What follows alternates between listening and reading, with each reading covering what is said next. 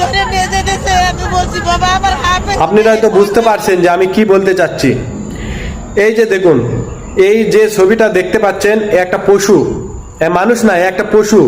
এই পশুটার যে আমাকে, এই পশুটাকে খুঁজে বের করে দিতে পারবো, তার জন্য বাংলাদেশে 30,000 টাকা পুরস্কার আছে।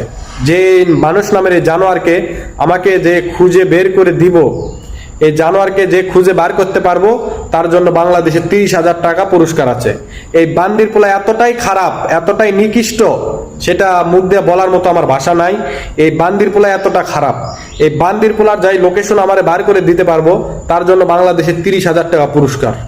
এই বান্দির পোলারে যে খুঁজে বের করতে পারবো, তার জন্য 30,000 টাকা পুরস্কার। এর জন্য আপনাকে কি করতে হবে, আমার এই ভিডিওটা শেয়ার করতে হবে, বেশি বেশি শেয়ার করবেন, যেন এই খাঙ্কির পোলাকে আমরা আইনের রাস্তায় আনতে পারি।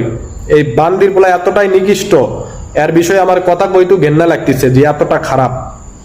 আপনারা সবাই দয়া করে এই ভিডিওটা একটু বেশি বেশি শেয়ার করবেন।